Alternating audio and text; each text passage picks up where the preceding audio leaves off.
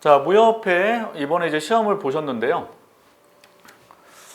자, 일단은 준비법을 좀 말씀을 드릴게요. 무협회는 기본적으로 서류 통과 되셔야 시험 볼 수 있습니다. 코트라 다르죠. 코트라 같은 경우는 서류 통과 없고 시험 볼 수 있는데, 일단 이제 무협회는 서류 통과가 있습니다. 그래서 대략 한 500명 정도가 시험을 볼 수 있는데, 대략 뽑는 인원이 한 10명 이내죠. 그래서 보통 그냥 10명이라 가정하면 한 50대 1 정도의 경쟁률을 갖고 있다라고 보시면 될 것 같고요. 자, 일단은 시험 보시면 대략 서술 가능한 용지가 4페이지 정도를 주고요.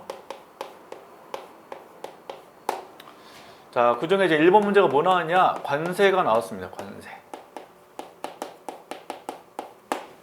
그래서 보통 1번이 이제 논술형에 해당이 되고요.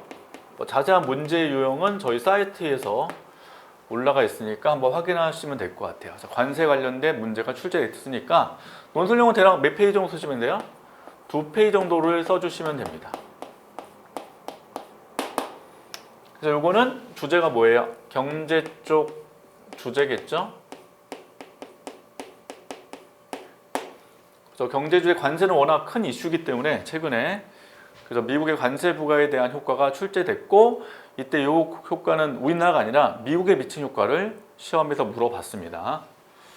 자, 그 다음에 2번하고 3번 요 두 문제는 예를 들면 약술형에 해당이 돼요.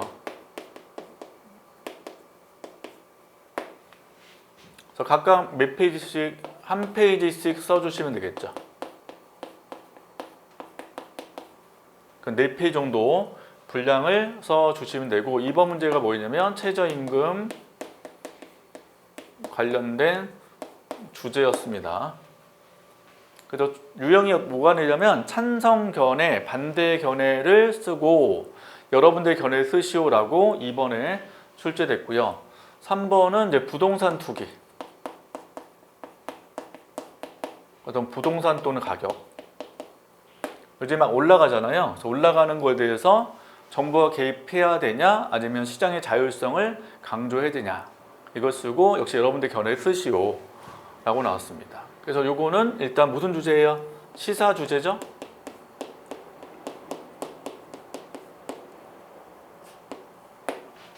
그래서 찬성 견해, 반대 견해가 나올 수 있는 주제, 그리고 마지막에 뭐 쓴다? 나의 견해 쓰는 거예요. 그래서 3문제 출제가 됐습니다.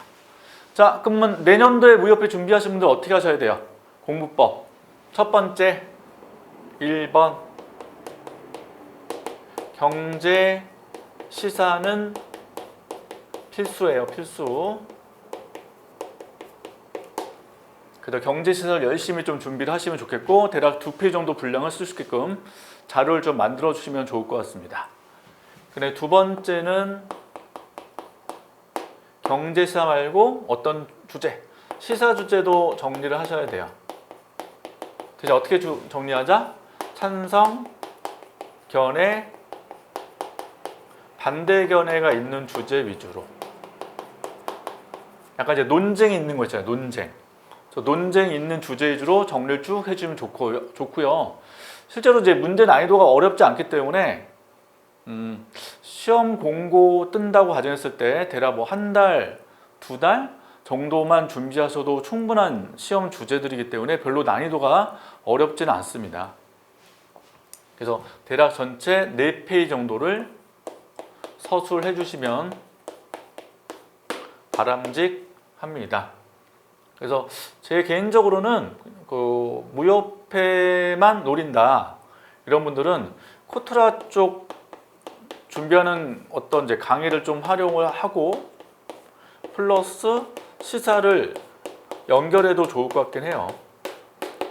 공부하는 입장에서. 근데 뭐 이게 코트라 쪽은 기본적 약간 난이도가 있다 보니까 논술 준비 한 4에서 6개월 정도 준비하시는데 무협회는 굳이 그렇게 긴 시간 동안 공부를 할 필요 없거든요. 그래서 제 생각은 뭐 하여튼 시험 예정일 기준에 했을 때 한 2달 정도 전에 준비하셔도 충분히 대응이 가능할 것 같아요. 자, 그래서 이렇게 해서 일단 대략적으로 공부법 좀 말씀을 드렸고, 지금 논술 시험으로 대비할 수 있는 게 대표적인 게 코트라, 무협회, 상공회에서 이런 것도 있으니까 상공회에서도 나중에 또 약간 이제 시험 보게 되면 관련된 것도 한번 내용 알려드리도록 하겠습니다.